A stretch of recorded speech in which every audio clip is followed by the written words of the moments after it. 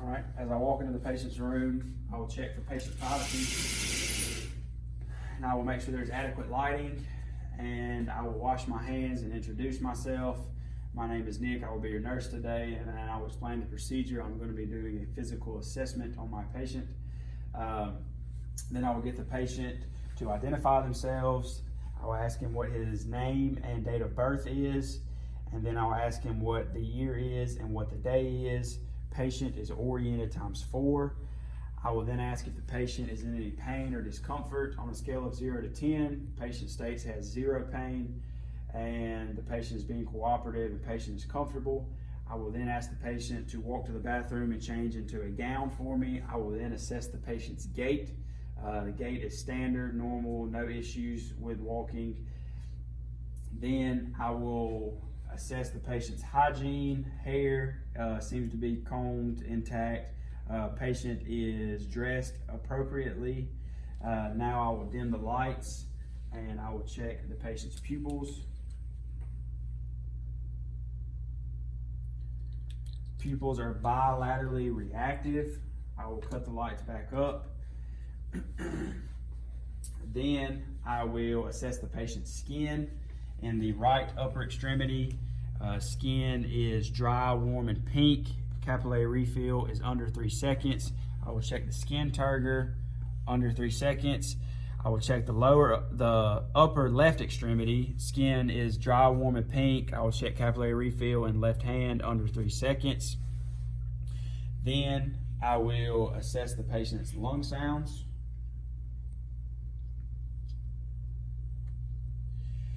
All right. Right upper lung. Then I will move to the left upper lung, then the left lower lung, and then the right lower lung, and then I will go to the right base lung. And while I have the patient in this position, I will check his pulses. His right carotid pulse is strong. Left carotid pulse is strong. Bilateral brachial pulse is strong. Brachial pulse is bilaterally strong. And the radial pulse is bilaterally strong. Then I will check the pulse in the lower extremities. Popliteal pulse is bilaterally strong. Posterior tibial pulse is bilaterally strong. And dorsalis pedis pulse is bilaterally strong.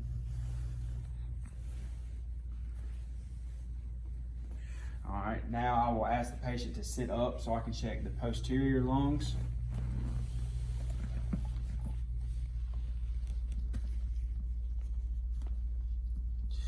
All right, I will check left upper posterior lung, right upper posterior lung, left lower posterior lung, and right lower posterior lung.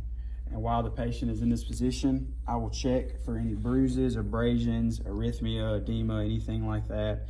Patient's skin is intact. Now I will check the heart of the patient.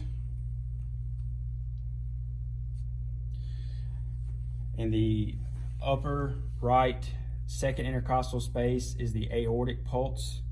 In the left second intercostal space is the pulmonic pulse. In the third intercostal left space is the Erb's point.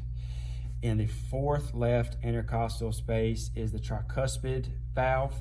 And the fifth intercostal space is the mitral valve, left side. And while I'm here, I will check for the apical pulse for 60 seconds.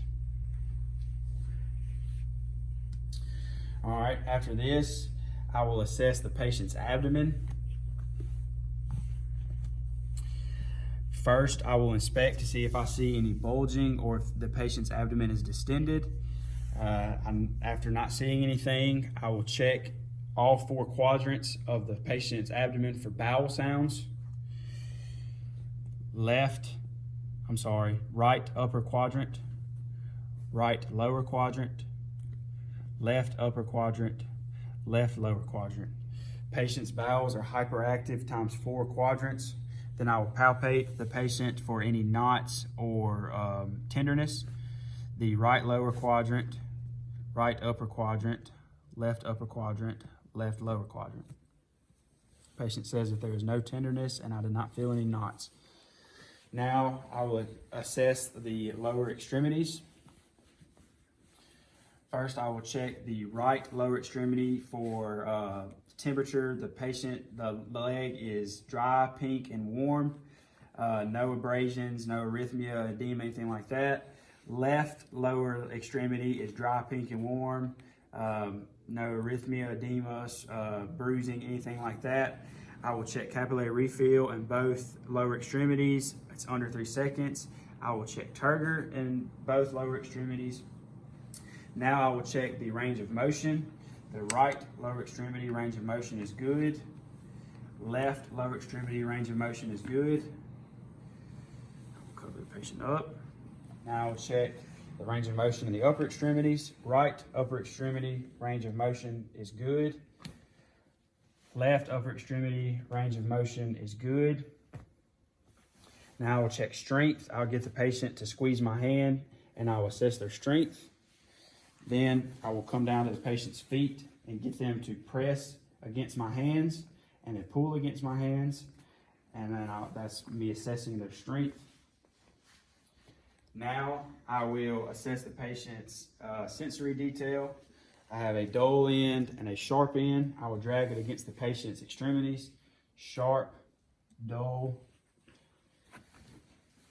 dull, sharp.